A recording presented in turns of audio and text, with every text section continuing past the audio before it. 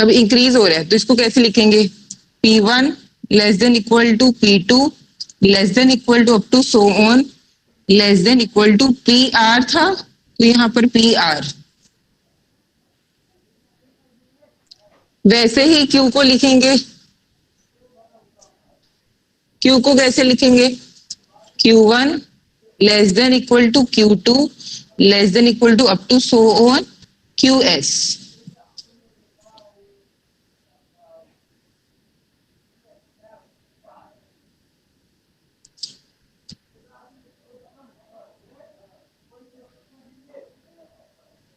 ठीक है, अभी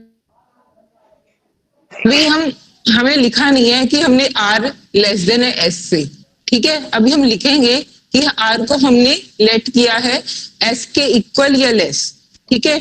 अभी आपको यहाँ पर विजिबल है, मैं यहाँ पर लिख लूं, विदाउट लॉस ऑफ जनरलिटी, इसका मतलब मैं बताती हूँ, लिख लो, without loss of generality let R is less than equal to S. R is less than equal to S.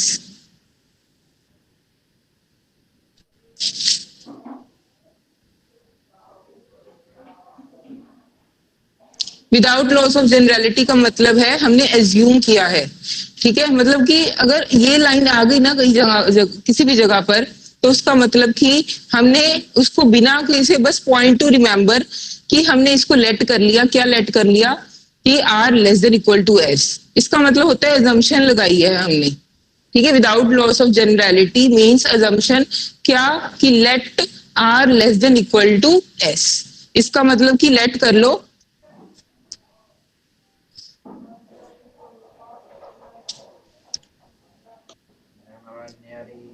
ये देखो, नाउ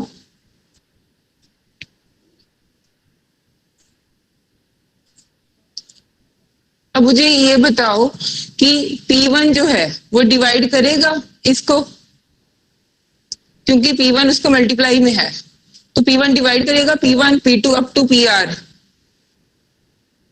बोलो, P1 डिवाइड करेगा किसको, P1 P2 up to so on PR को। बोलो, यस मैम। P1 डिवाइड करेगा ma'am सारे product बने हैं ना, क्या, सारे प्रोडक्ट बने हैं मैम, P2 P1 सारे, तो P1 डिवाइड करेगा उसको। उसका मतलब कि अब ये देखो, ये दोनों चीजें इक्वल है, ये भी n के इक्वल है, ये भी n के इक्वल है, ये तो ये आपस में इक्वल हो गया। P1 P2 up to PR is equal to Q1 Q2 up to QS, हो गया कि नहीं? Yes ma'am. ठीक है, तो अगर P1 इसको डिवाइड कर रहा है, ये दोनों आपस में इक्वल हैं, तो P1 Q1 Q2 up to so on QS को भी डिवाइड करेगा।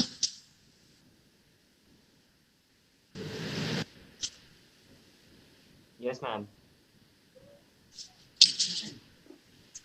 समझ आया ये स्टेप?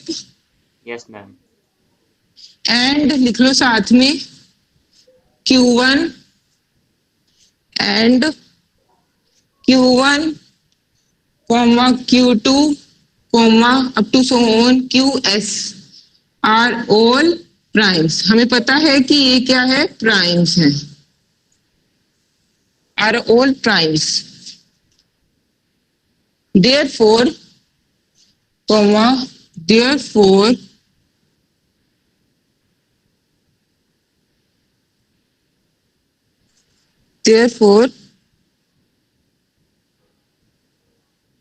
अब मुझे ये देखो, P1 is equal to QK, ये आ गई, ये स्टेप लिख लो, फिर मैं बता रही हूँ कि कैसे आया।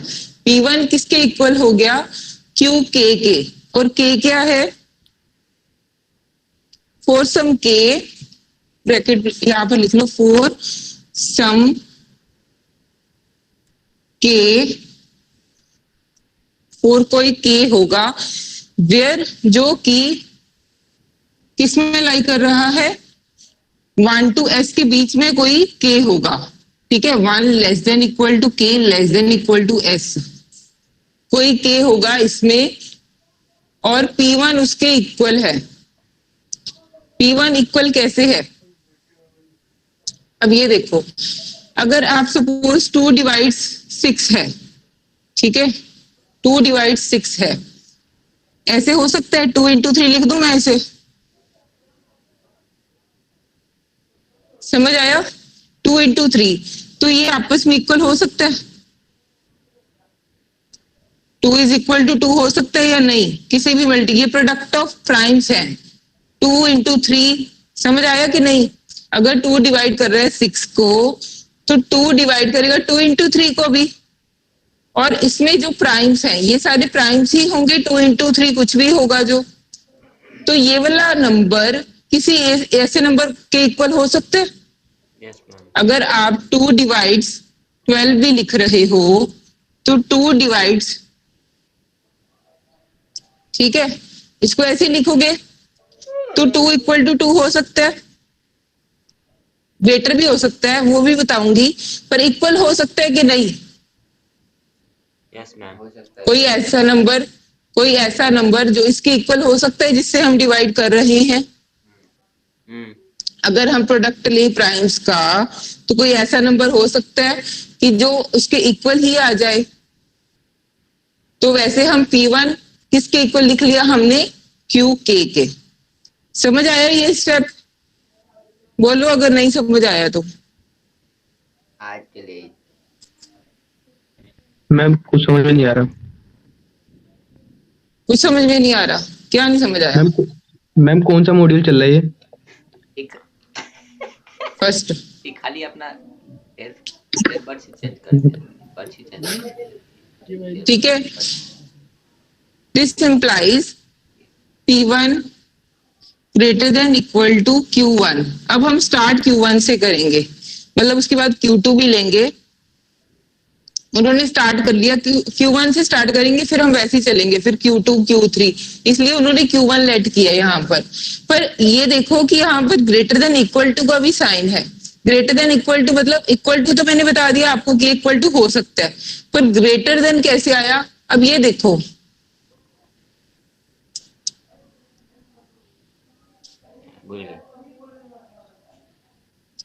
भूल गई अब एक सेकंड रुको, भूल गई। जा जा जा जा।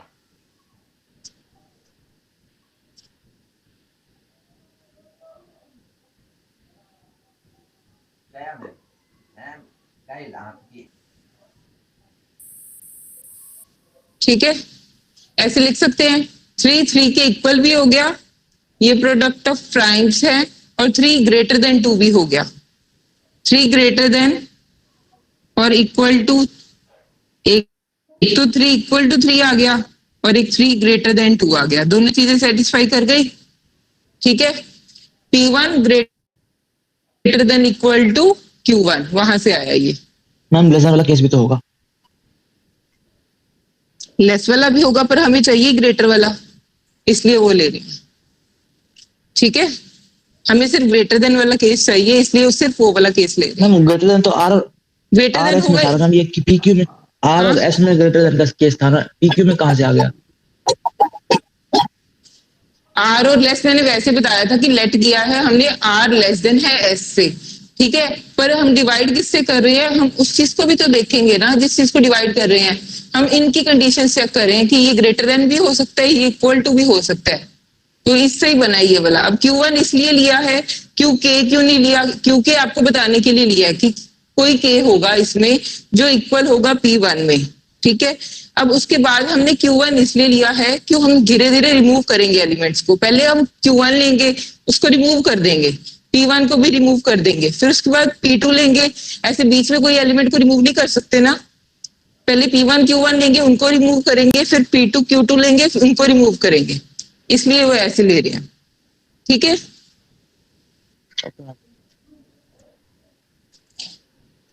उसके बाद लिखो सिमिलरली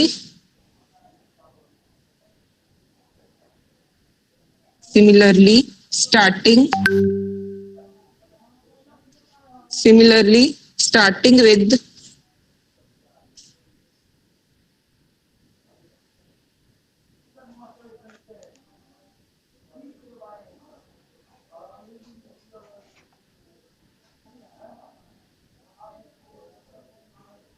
स्टार्टिंग विद, अगर वैसे ही जैसे P1 को डिवाइड किया है Q1 Q2 QS, वैसे ही हम ऐसे भी लिख सकते हैं Q1 divide P1 P2 PR, जैसे ये चीज लिखी थी वैसे ये चीज भी लिख सकते हैं। कैमरा को थोड़ा राइट में पैन कर दो। आप लोग वहां दिख रहा होगा।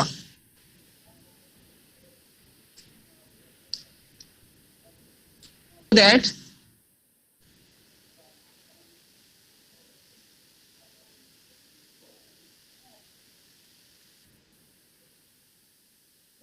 वी कैन, वैसे ही इस केस में भी वैसे ही बन जाएगा क्या, Q1 greater than equal to P1, Q1 greater than equal to P1, ठीक है। इसे लिखो नंबर 1, इसे लिखो नंबर 2।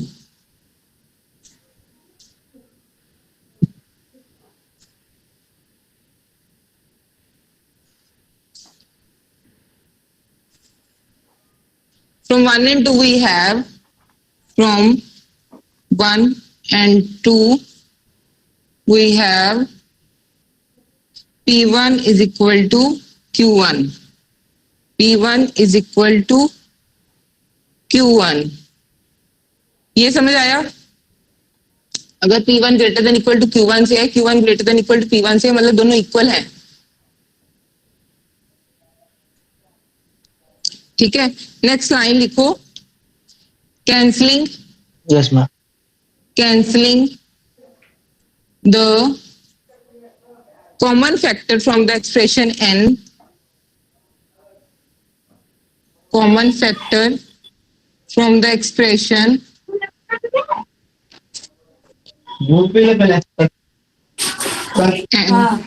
अपना माइक म्यूट कर लो जिसका भी है। expression of n, cancelling the common factor from the expressions of n। हाँ जी ma'am ma'am ma'am screen down जा रही है, स्क्रीन डाउन जा रही है। एक सेकंड, यहाँ आपको विजिबल नहीं है last line, cancelling common factor, पहले अपना माइक म्यूट करो। उसके नीचे विजिबल आ रही है। बस वाइवा होने वाला था, वाइवा नहीं होगा क्या मैम? अपने माइक म्यूट कर लो, आपको समझ नहीं आ रही? From the expressions of n we get, अब ये देखो वैसे बता रही हूँ, लिखना मत, P1 P2 up to so on, दोनों n के इक्वल थे, is equal to Q1 Q2 up to so on QS, ऐसे ही था, दोनों चीजें n की इक्वल ही थी, इसको आपस में इक्वल लिख सकते हैं। अगर ये दोनों इक्वल हो गए तो ये रिमूव कर सकते हैं,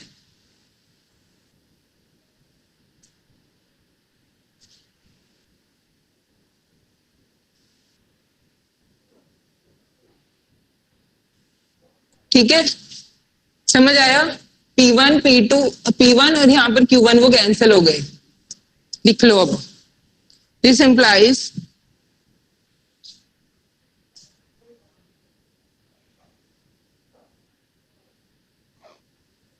if R less than S, next लिखो। हाँ जी मैम कैंसिल क्या कुछ हुआ है मैम? कैंसिल क्या हो गया? देखो यहाँ पर P1 और Q1 इक्वल था, वो दोनों, ये दोनों आपस में इक्वल लिख सकते हैं क्योंकि दोनों n के इक्वल थे, और P1 और Q1 यहां से कैंसिल हो गए,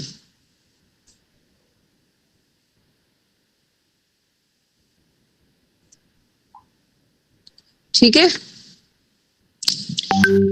लिखो आगे, repeating the same process, repeating the same process we get P2 is equal to Q2, P2 is equal to Q2, and then अब क्या होगा, ठीक है, काटना नहीं है, वैसे लिख लो, P3 P4 up to so on PR is equal to Q3 Q4 up to QS,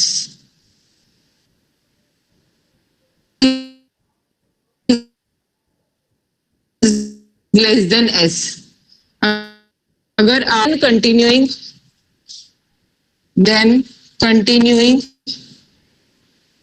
the same steps,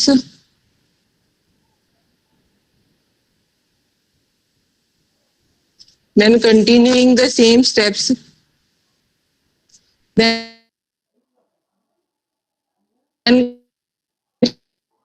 continuing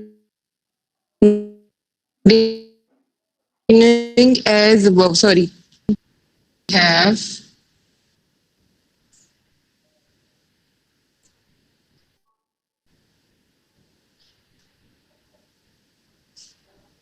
आप ये देखो धीरे धीरे करके ये सारे कैंसिल हो जाएंगे। ये वाले है ना, ये वाला जैसे ठीक है, क्या आएगा 1 is equal to Q R plus 1 Q R plus 2 up to so on Q S. ठीक है, लिख लो नीचे which is absurd, which is absurd as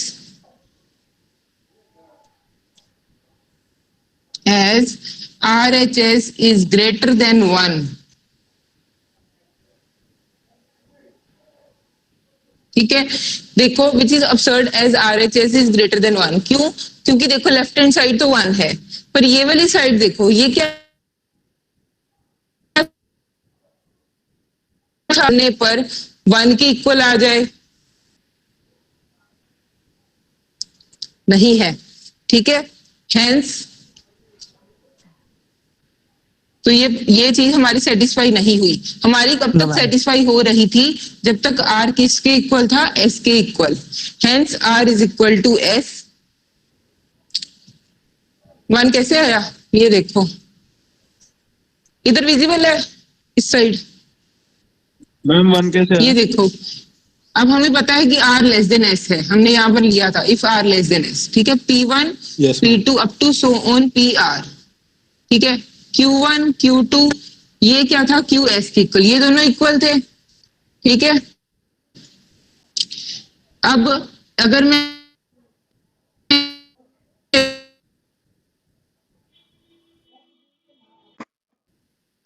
तो ऐसे लिख सकती हूँ QS।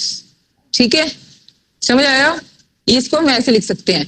अब जैसे P1 Q1 से कैंसिल हो गया, P2 Q2 से कैंसिल हो गया, वैसे ही PR QR पे कैंसिल हो जाएगा। तो इस साइड क्या रह गया फिर? लेफ्ट साइड 1 ही रह गया, और इस साइड क्या रह गया? QR plus 1 QR plus 2 up to QS। ठीक है, okay ma'am. hence R is equal to S and P1 is equal to Q1, P2 is equal to Q2 up to so on PR is equal to QR। खत्म, theorem खत्म हो गई आपकी। Ma'am R is equal to S कैसे किया? R is equal to S नहीं किया यहाँ पर, ये देखो जब तक हम यहाँ तक कर रहे थे हमारी कंडीशन सेटिस्फाई हो रही थी, पर जब हमने R लेस देन S लिया, ठीक है, वो कंडीशन गलत हो गई नीचे जाके। तो हमारा कंडीशन, हमारी जो प्रॉब्लम है वो कहाँ तक सेटिस्फाई कर रही है? जब R S के इक्वल है। अगर यहाँ पर R होता तो PR से QR cancel, 1 is equal to 1 वो सेटिस्फाई कर जाता। ठीक है, पर यहाँ पर हमारा अगर R लेस देन S ले रहे हैं तो वो चीज तो गलत हो गई। ठीक है, पर R इक्वल टू S इसलिए क्योंकि यहाँ तक हमारी कंडीशन सेटिस्फाई हो रही है। लिख लो। Okay okay ma'am.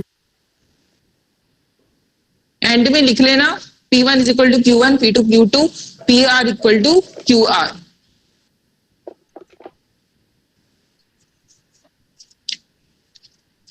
लिख लिया, आगे चलें।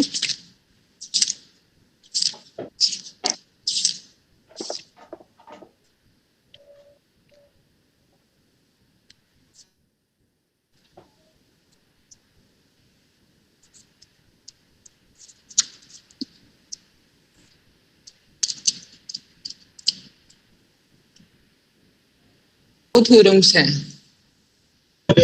मैम इस थ्योरम का आउटकम क्या आया, ये यूनिट बेस वाले थ्योरम का? क्या आउटकम आया? मैम इसका कोई प्रैक्टिकल यूज कहाँ पे होता है ऐसा कुछ? अब ये सब चीजें क्लास में पूछो जब वो ऑफलाइन थी, तब मैं आपको बताऊंगी। क्लासेस चल रही है। मैंने ऑफलाइन भी बोला है साथ में। लिखो रीजन एल्गोरिथम। मैम सारे नंबर को एक दूसरे से बराबर कर दिया बस। रीजन एल्गोरिथम लिखो। आपके स्टूपिड सवालों का जवाब देने का मेरे पास टाइम नहीं है, सिलेबस बहुत ज्यादा पड़ा है। ठीक है, अब वैसे भी ऑनलाइन हो गई है तो टाइम वेस्ट भी इसमें ज्यादा होगा। ठीक है, क्लास इतना स्पीड से नहीं हो पाएगा, तो आप लोग आई होप कि कोऑपरेट करोगे। वैसे तो मुझे नहीं लगता, पर एटलीस्ट ठीक है। लिखो next, region algorithm. Region algorithm, if लिखो इसकी definition. If a and b are integers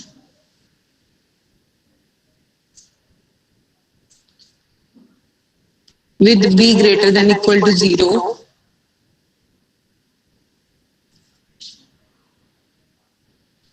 with b greater than equal to with b greater than 0 equal to नहीं है, ठीक है, then there exist unique integers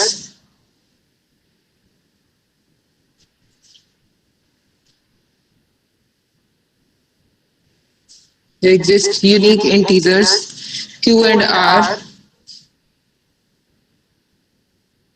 such that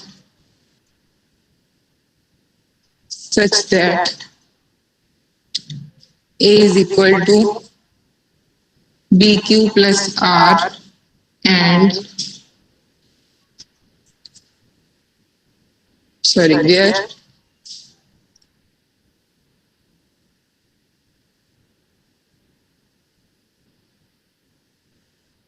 definition लिख लो। यहां पर equality नहीं है, लेस देन बी बस।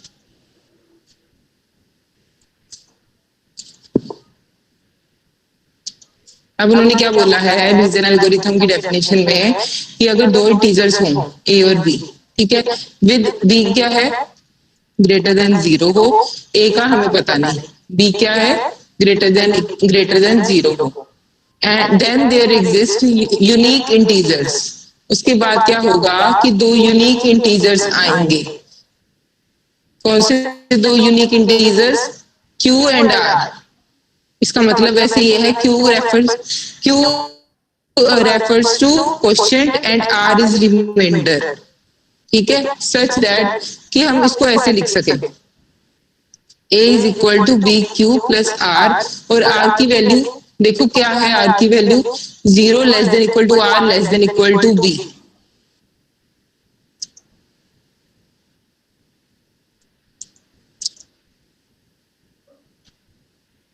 आपको डिविडेंड वो क्वेश्चन वाला फॉर्मूला याद है कैसे लिखते थे?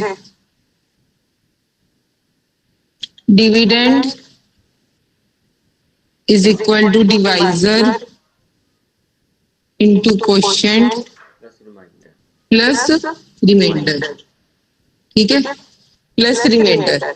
इसको ऐसे लिखते थे, फॉर्मूला चेक कर लो एक बार।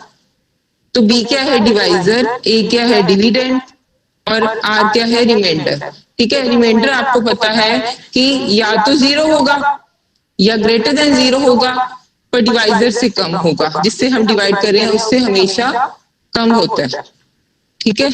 लिख लो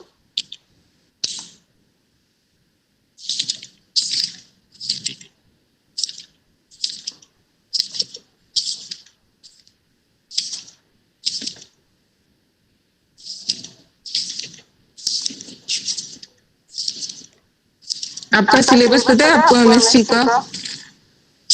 मैम आपने बताया ही नहीं। नो मैम आपने बताया ही नहीं। जितना करवा दिया सारा अब तक, ठीक है। गूगल फॉर्म पे ही होंगे आपके पेपर, एमसीक्यू एमसीक्यू ही होंगे। Okay ma'am. जितना करवा दिया सारा, और बाकी बच्चों को बोल देना जो नहीं आए, इतना ही सिलेबस है।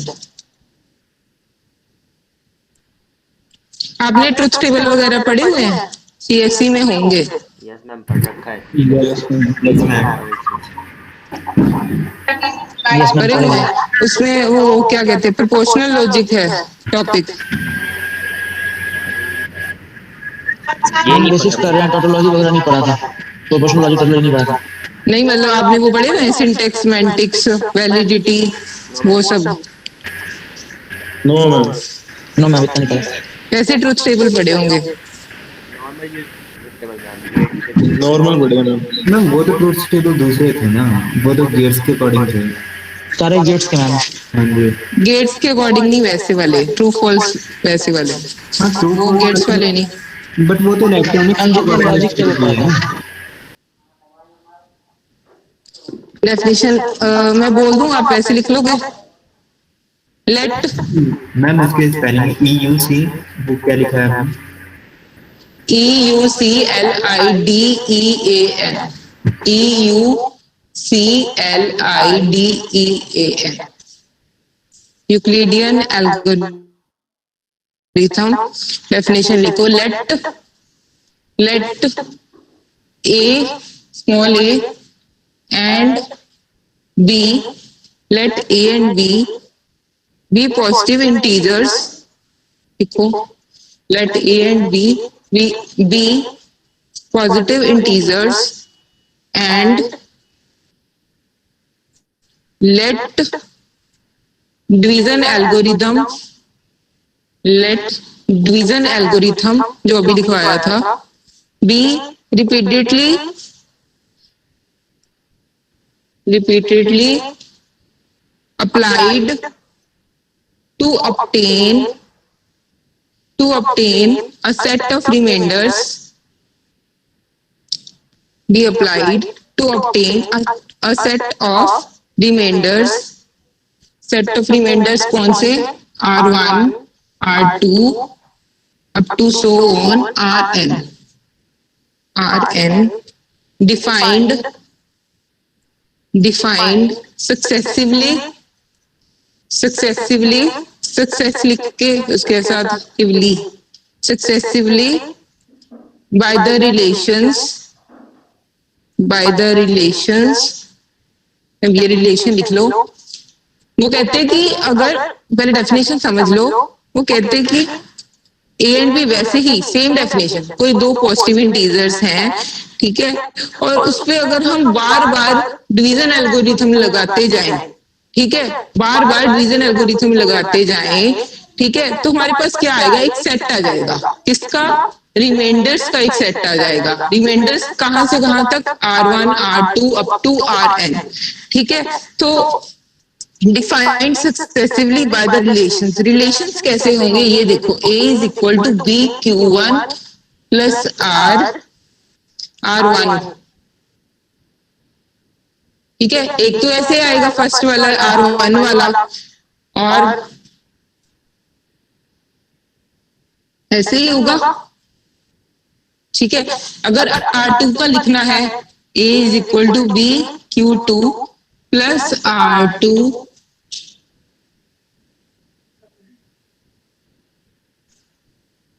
ठीक है, लेस देन सॉरी R1 हो गया, R1 से लेस होगा,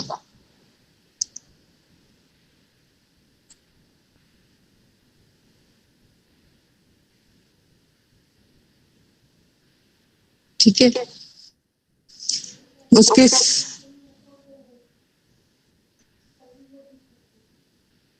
यहाँ पर R1 है, ये देखो, अगर यहाँ पर R1 है तभी यहाँ पर लेस देन R1 आएगा। अगर यहाँ पर B था तभी यहाँ पर B आया। डिवाइजर से कम होना चाहिए ना, डिवाइजर से, तो यहाँ पर डिवाइजर क्या है? R1, तो यहाँ पर R1 से लेस। अगर नेक्स्ट वैसे ही लिखना है तो क्या लिखोगे? R2 Q3 plus R3 less than equal to R3 less than R2। ऐसे रिलेशंस बनेंगे। अगर हम बार बार ए और बी पे डिवीजन एल्गोरिथम लगाएंगे तो ऐसे रिलेशंस हमारे पास आ जाएंगे। और कहाँ तक खत्म होंगे? मैम ये तो HCF वाला केस बन एंड गया। तक। कौन सा केस बन गया? HCF वाला केस। HCF वाला। यस मैम, जो रिमाइंडर आता है उससे डिवाइड करते जाते हैं वही।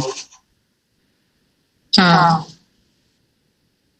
लास्ट लिख लो n-2 इज इक्वल टू, यहाँ पर एक सेकेंड लिखो, यहाँ पर b है और यहाँ पर r। ये ठीक कर लो, चेक कर लो एक बार स्टार्टिंग से। a is equal to b q1 plus r1। एक बार तीनों अपनी चेक कर लो ये वाली।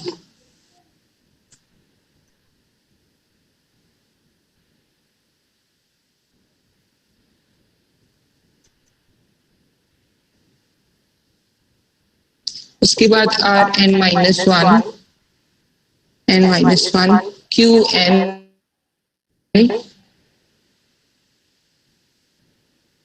प्लस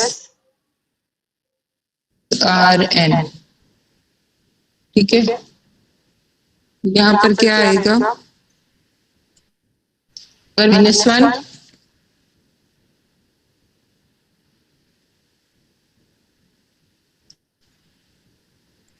ठीक है, फिर last Rn-1 is equal to Rn Qn। Rn पे तो खत्म हो गया।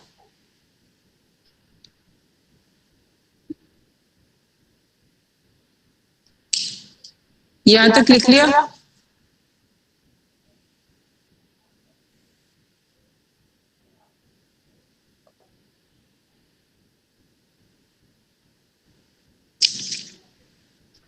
उसके बाद एक लाइन लिख लो, देन यहां पर लिख लो देन Rn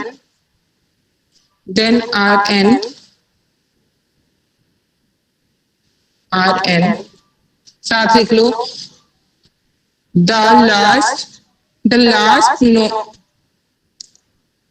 ब्लर कैसे हो गया?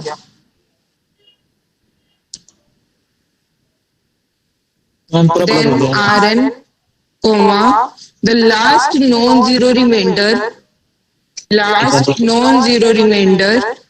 in the above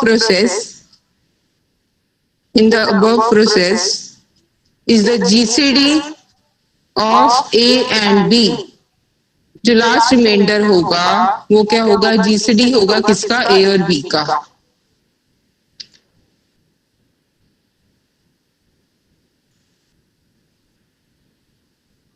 Above process is the GCD of A and B।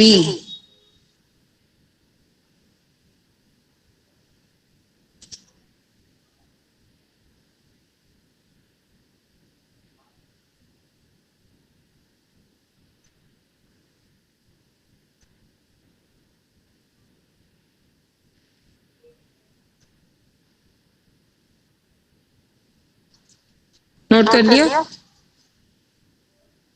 चलो जाओ, क्लास ओवर। अटेंडेंस ले ली, उसमें स्क्रीनशॉट्स ले ली।